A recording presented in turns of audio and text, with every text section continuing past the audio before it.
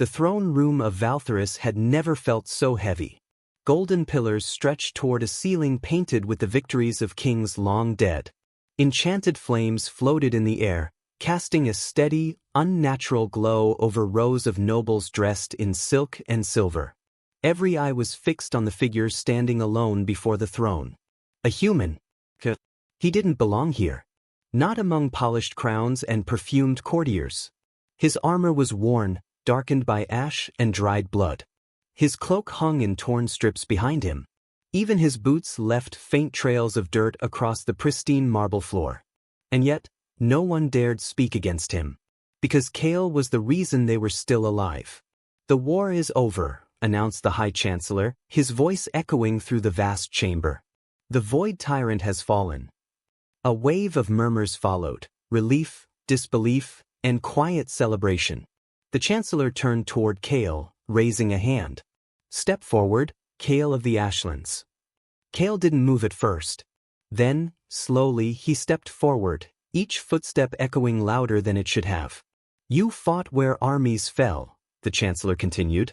"You stood when even dragons fled. By right of victory and decree of the Council."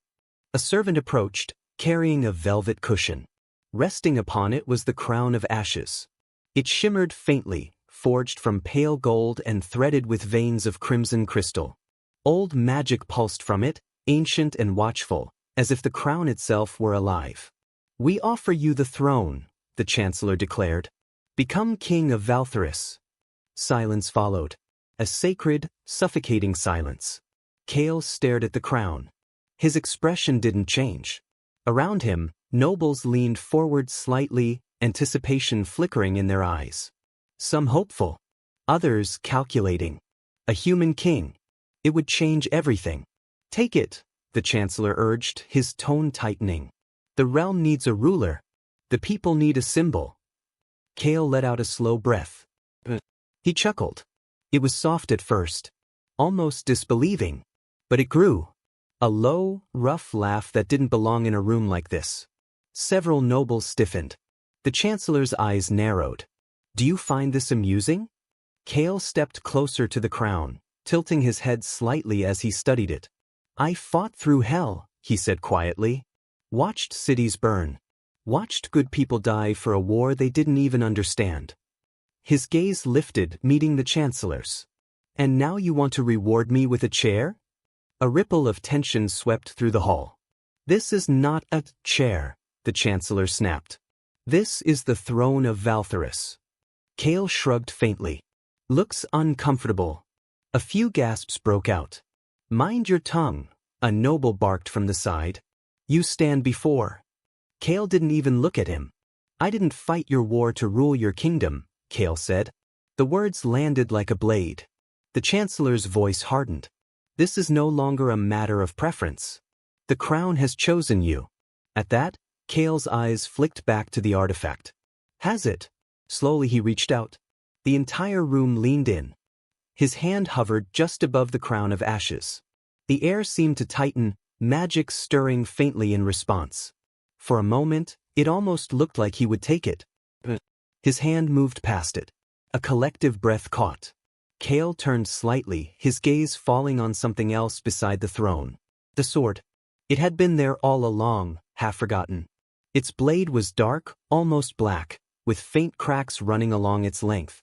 The hilt was simple, wrapped in worn leather. No jewels. No glory. Just a weapon. "What are you doing?" the Chancellor demanded.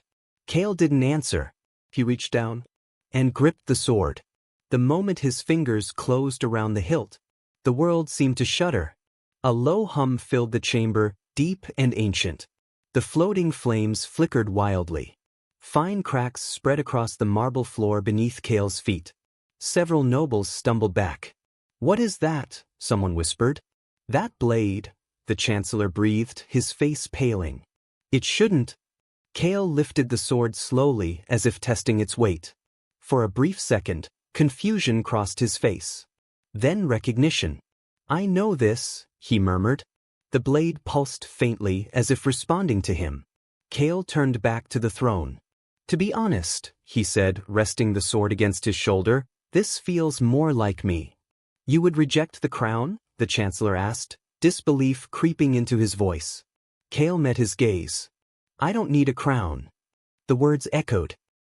Final. I need a weapon. Before anyone could react, a thunderous explosion shattered the massive doors behind them. Wood and steel burst inward in a storm of splinters and fire. Dark energy flooded the hall, cold and suffocating. Screams erupted. From the smoke, figures emerged. Twisted, clad in jagged armor that seemed grown rather than forged. Their eyes glowed with a deep violet light that burned against reality itself. Rift spawn, a guard shouted. Panic spread instantly. Guards rushed forward, raising enchanted weapons, but the moment their blades struck the creatures, they shattered like glass. The rift spawn moved faster. One lunged, and tore a guard apart in a single motion. Chaos erupted. Nobles scrambled for cover. Magic flared wildly, colliding with dark energy and exploding into sparks that lit the chamber like a storm. Brutal. Kale stood still, watching. One of the creatures turned toward him. Its glowing eyes locked onto his. Then it charged. The distance vanished in an instant. But Kale moved first. A single step. A single swing. The blackened sword cut through the creature effortlessly. No resistance. No struggle. The rift spawn froze mid-motion. Then split cleanly in two. Its body dissolved into ash before it even hit the ground. Silence rippled outward from the point of impact. Every head turned. Kale exhaled slowly, tightening his grip on the blade. Yeah, he muttered. That's definitely mine. More rift spawn poured into the hall. Dozens. The guards faltered. The nobles screamed. Kale glanced back once at the throne, at the untouched crown. Then he looked forward again. You can keep your kingdom, he said. The sword in his hand began to glow faintly. I've got something else to deal with. And with that, Kale stepped into the chaos. And charged. Steel met shadow, and won. Kale moved like a storm unleashed. Each step was precise. Each strike final. The blackened sword carved through rift spawn as if they were nothing more than mist. Where the blade passed, reality itself seemed to snap back into place, as though the creatures had never belonged there at all. One by one they fell. The throne room, once a place of power and pride, had become a battlefield. Hold the line, a captain shouted desperately. The guards tried. They tried. But their enchanted weapons shattered, their spells fizzled against the unnatural darkness pouring from the rift spawn. Only Kale's blade worked. Only Kale. Another creature lunged from the side, long claws reaching for his throat. Kale pivoted. The sword flashed. The creature vanished. No blood. No body. Just ash scattering into nothing. The room fell quiet for a brief, fragile moment. The last rift spawn collapsed, dissolving into dust at Kale's feet. Silence. Broken only by ragged breathing and the distant crackle of fading magic. Kale lowered the sword slightly, scanning the room. Alive. Most of them were still alive. Barely. The High Chancellor stood frozen near the throne, his carefully composed image shattered. His gaze wasn't on the destruction. It was on the sword. That weapon, he whispered. Kale glanced at it again, brow furrowing. It was still glowing faintly. The cracks along its blade now pulsed with dim light, like veins carrying something ancient and powerful. It's not just a sword, is it? The Chancellor swallowed. No, he replied hoarsely. It is not. The nobles slowly began to rise from where they had taken cover. Fear lingered in their eyes, but now it wasn't directed at the rift spawn. It was directed at Kale. At what he held. That blade, the Chancellor continued, stepping forward cautiously, was sealed centuries ago. It predates this kingdom, predates even the crown. Kale raised an eyebrow. And you just left it lying next to the throne? No one could wield it, the Chancellor said. Many tried. Champions. Even mages who bent reality itself. He shook his head. It rejected them all. Kale looked back at the sword in his hand. Didn't reject me. No, the Chancellor said quietly. It chose you. A murmur spread through the chamber. That's impossible. He's just a human. It responded to him like it was waiting, an older noble whispered. Kale didn't like the sound of that. He tightened his grip on the hilt. The sword pulsed in response. A sudden wave of energy surged outward, and Kale staggered. His vision blurred. For a split second, he saw something else. Not the throne room. Not the nobles. But a battlefield. Endless. Burning skies. Shattered land. Creatures far worse than the rift spawn crawling through massive tears in reality. And at the center of it all, a figure. Holding this same sword. Standing alone against the end of everything. Kale blinked. The vision vanished. He inhaled sharply, steadying himself. What the hell was that? He muttered. You felt it, didn't you? The Chancellor asked, his voice tense. The memory. Memory. Kale repeated. That blade, the Chancellor said, is said to carry echoes of its past wielders. But there has only ever been one. Kale frowned. One. The Chancellor hesitated. A human. The room went still. Kale stared at him. You're telling me this thing belonged to someone like me? The Chancellor nodded slowly. A long time ago. Before the kingdoms. Before the council. Before even the banishment of humanity from the higher arts. Banishment. Kale repeated. But before the Chancellor could answer, a faint sound echoed from the shattered doorway. Not movement. Not an attack. A voice. Kale's head snapped toward the entrance. There, in the shadows of the broken doors, something still lingered. One of the rift spawn. Barely intact. Its body flickered, unstable, as if it were struggling to remain in this world. Its glowing eyes dimmed, but they were locked onto Kale. Ooh, it rasped. The guards raised their weapons, but Kale held up a hand. Wait. He stepped forward slowly, sword still in hand. The creature didn't attack. It just watched him. You carry it, it whispered. Kale stopped a few steps away. Carry what? The rift spawn's form twisted, its voice breaking as if reality itself resisted its words. The end blade. The name hit the room like a curse. Several nobles recoiled. The Chancellor's face went pale. No, he whispered. That name was erased. Kale glanced back briefly. Endblade. The creature let out something between a laugh and a choke. The one that ends worlds, or saves them. Kale's grip tightened. Pick one, he muttered. The rift spawn's gaze burned brighter for a moment. The gate is opening. A low tremor shook the ground. Far beyond the throne room, something answered. You are the key. Kale's expression darkened. I'm getting really tired of people saying that. The creature's body began to collapse in on itself, unraveling into ash. When it opens fully, it rasped, voice fading, even your kind cannot stop it. Its eyes flickered one last time. But you will try. And then, it was gone. Silence returned. Heavy. Uncertain. Kale stood there for a moment, staring at the empty space where the creature had been. Then he exhaled slowly and turned back toward the throne.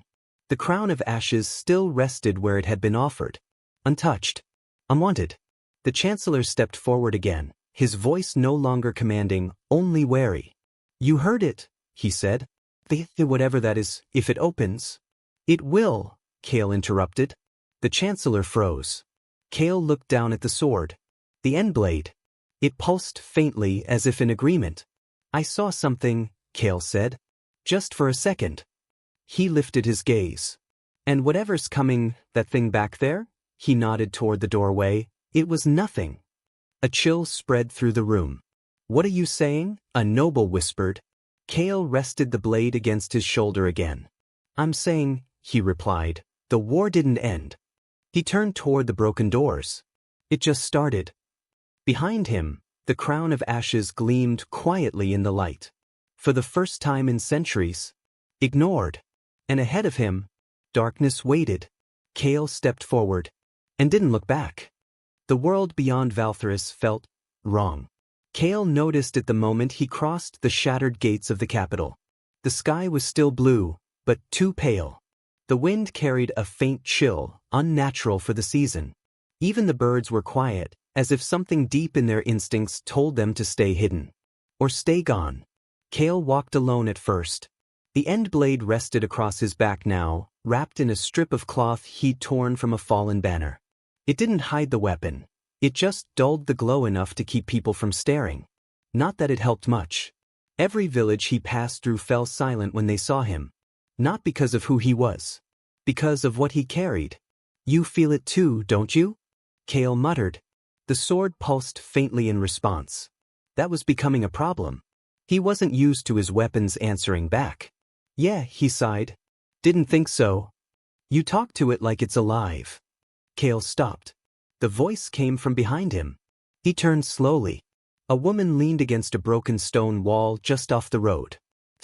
Slender. Silver hair cascading over dark robes embroidered with faint glowing sigils. An elf.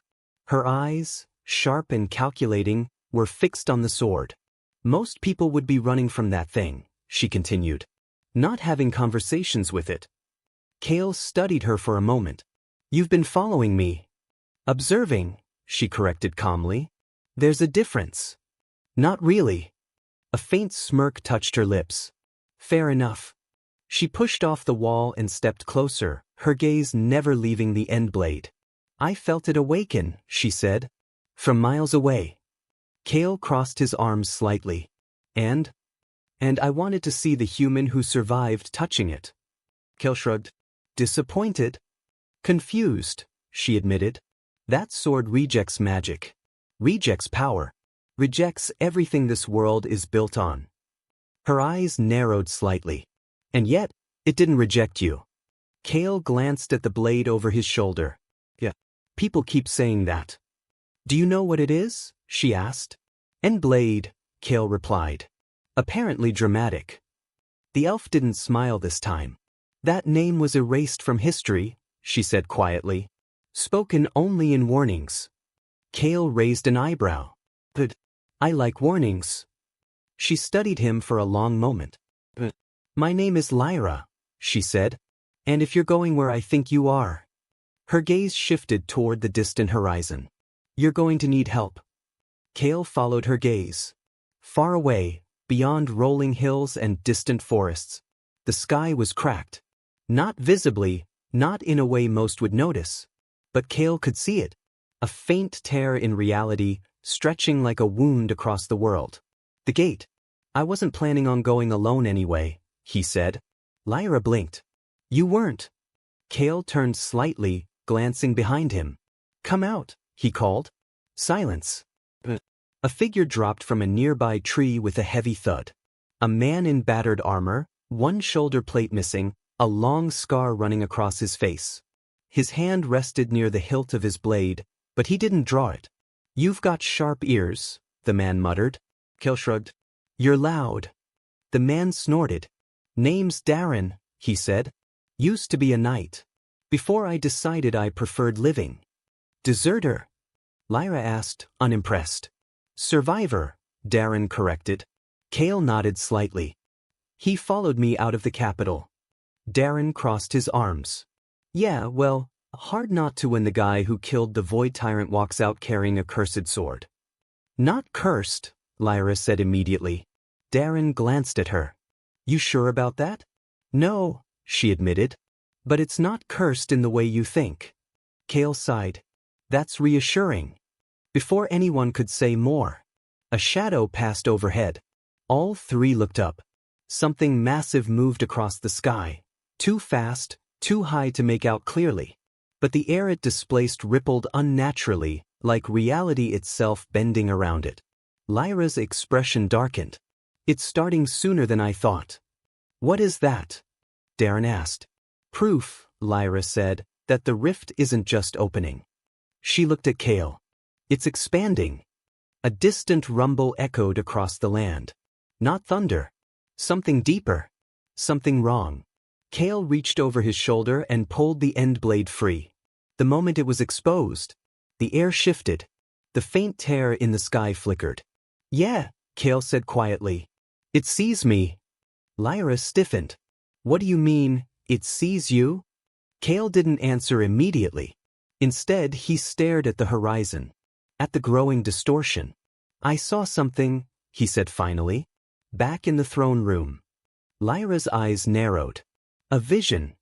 More like a memory, Kale replied. A battlefield. Endless. And someone holding this sword.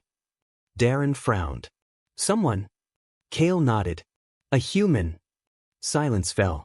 That's not possible, Lyra said. Kale glanced at her. That's twice you've said that. Because humans were cut off from higher magic centuries ago, she said. You weren't meant to wield power like that. Kale looked down at the sword, then back at her. And yet, here I am. The end blade pulsed. Stronger this time. The ground beneath their feet trembled slightly. Lyra's breath caught. It's reacting. To what? Darren asked. Kale's gaze hardened. To what's coming? The HFY, this time visibly. A thin, jagged line of darkness tore open in the distance. And from within, something moved. Not a creature. Not yet. But something far worse. Watching. Waiting. Lyra took a step back. That's not a rift spawn breach. No, Kale said. He lifted the sword slightly.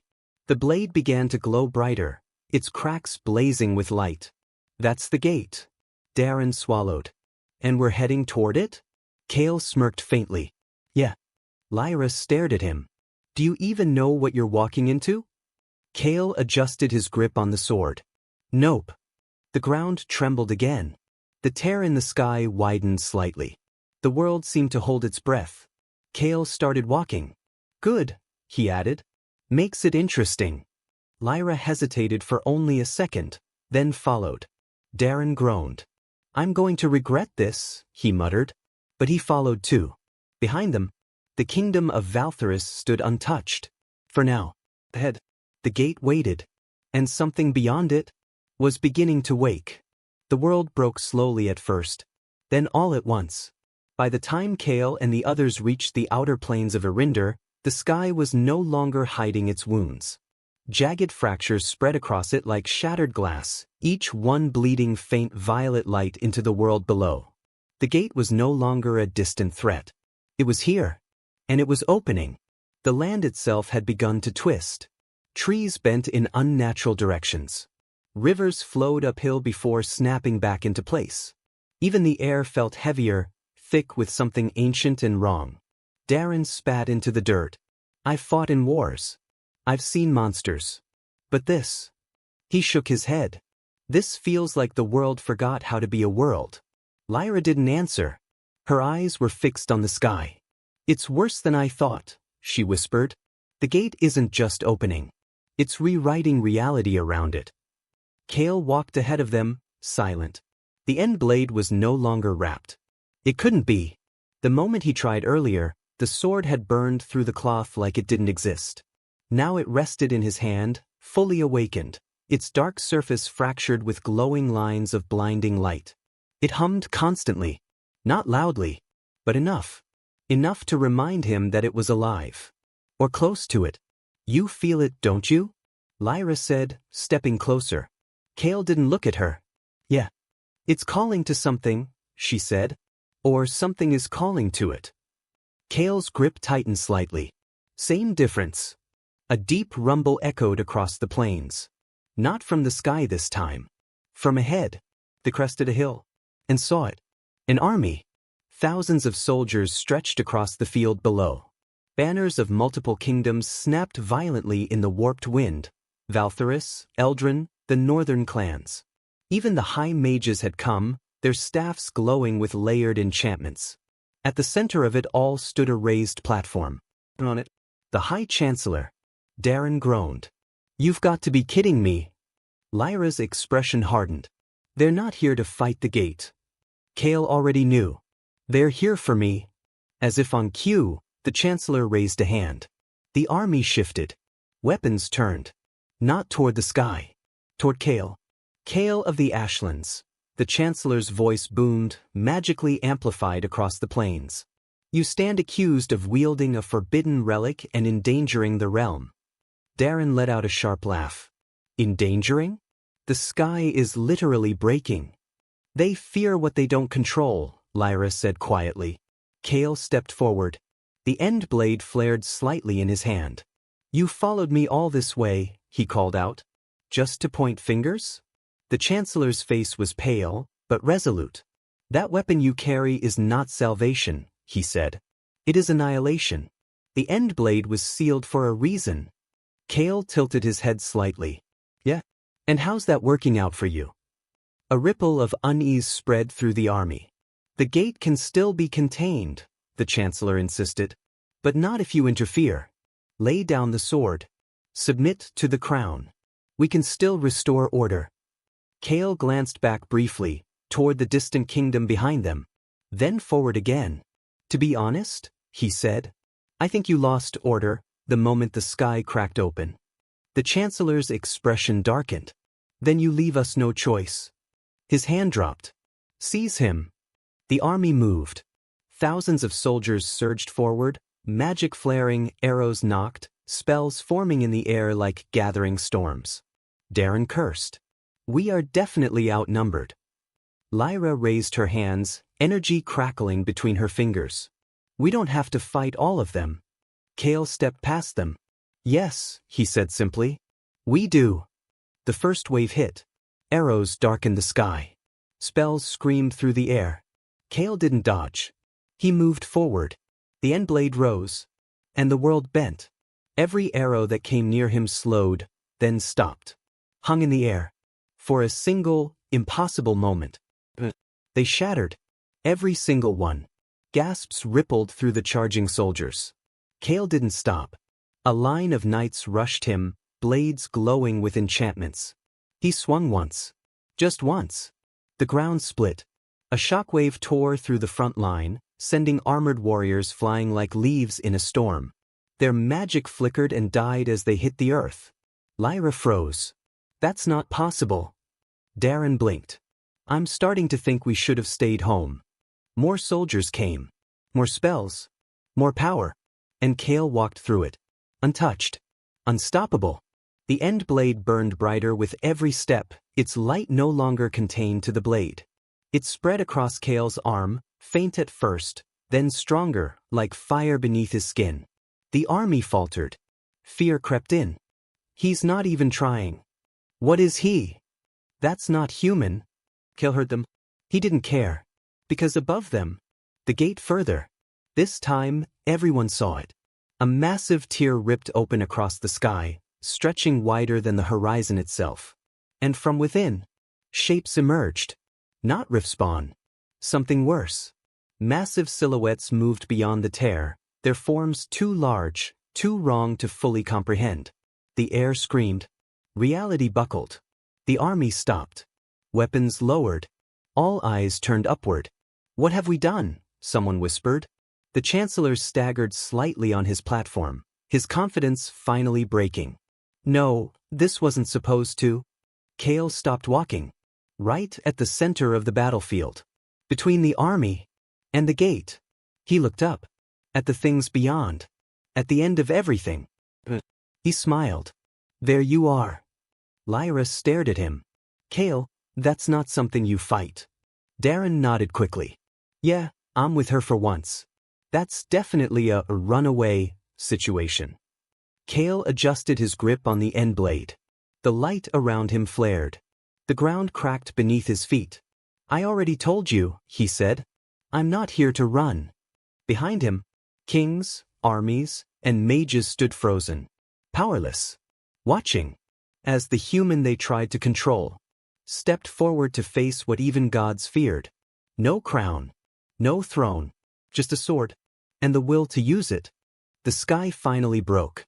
Not cracked. Not fractured. Shattered. The gate tore open with a sound that wasn't sound at all. Something deeper, something that echoed inside bone and soul. The heavens split apart, revealing a void that wasn't empty, but full. Full of something watching. Waiting. Hungry. The battlefield fell silent. Soldiers. Mages. All of them stood frozen as the truth revealed itself. This was never a war they could win. From within the gate, the first of the true horrors emerged. It did not step through. It unfolded.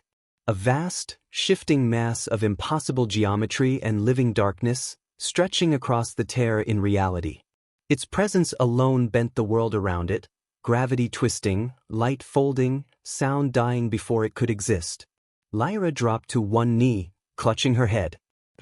I can't understand it. Darren staggered back, eyes wide.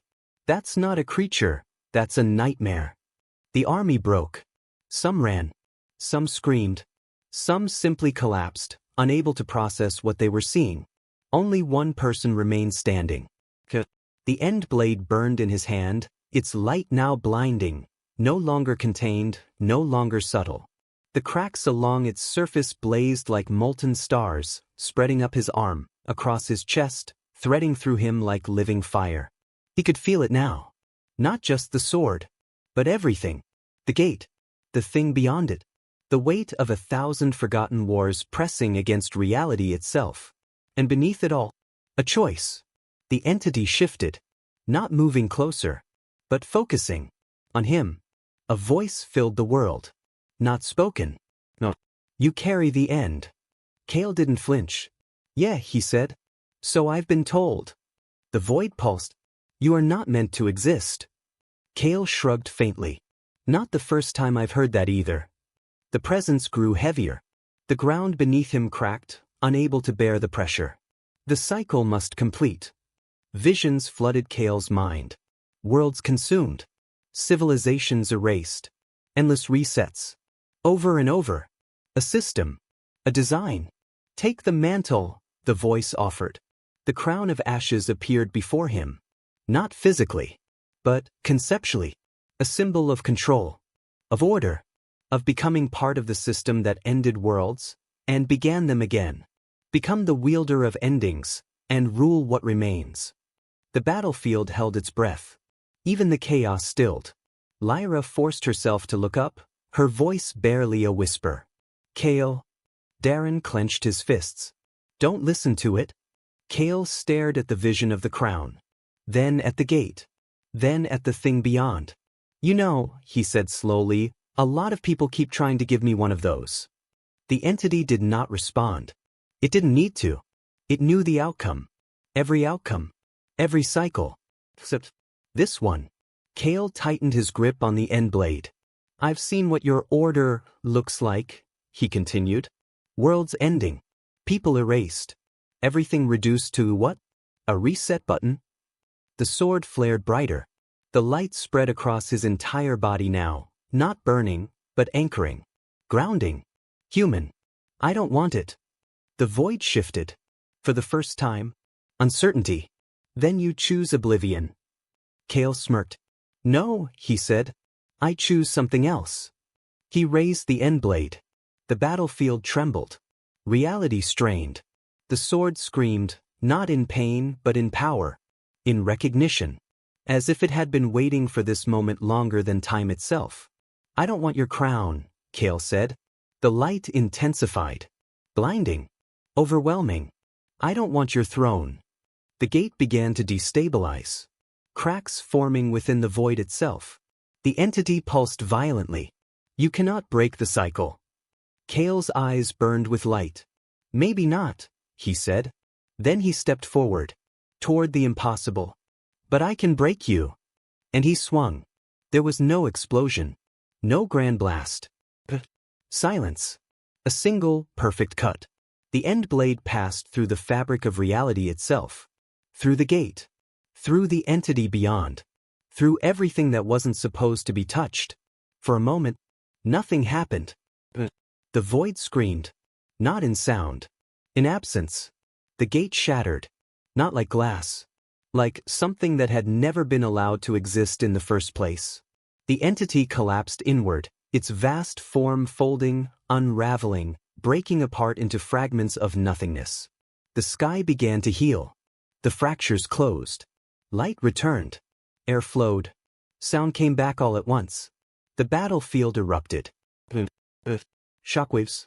Lyra gasped as the pressure vanished, collapsing forward as reality snapped back into place. Darren shielded his eyes. Did he? The last remnants of the gate flickered. And disappeared. Silence fell. Real silence. For the first time since the sky had broken, Kale stood alone at the center of the field. The end blade dimmed. The light faded from his body. Slowly, gently, like a fire going out. He exhaled. Ha! Behind him, the army stood in stunned disbelief. The chancellor fell to his knees. The kings said nothing, because there was nothing to say. They had witnessed something beyond power, beyond magic, beyond understanding. The human, who refused a crown. Kale looked down at the sword. It was quiet now, still, as if its purpose had been fulfilled. Guess that's it, he muttered. Lyra approached slowly, still shaken. You ended it, she said. Kale shrugged. Seemed like the right thing to do. Darren let out a shaky laugh. You just cut a hole in reality and decided it was the right thing to do? Kale glanced at him. Worked, didn't it? Darren paused. Yeah, it did. The wind picked up slightly, carrying the scent of a world no longer breaking. Kale turned. Not toward the throne. Not toward the army. But away. Toward the open road. Wait, Lyra called. Where are you going? Kale adjusted the sword over his shoulder. Somewhere quieter, he said. There's always something else out there. Darren blinked. You're just leaving? Kale smirked faintly. I told you from the start. He kept walking. I don't want a crown. The wind carried his voice as he disappeared into the horizon. I just need a sword. And like that, the man who saved the world walked away from it. No throne. No title. Just a story the world would never fully understand. And somewhere ahead, another fight waiting.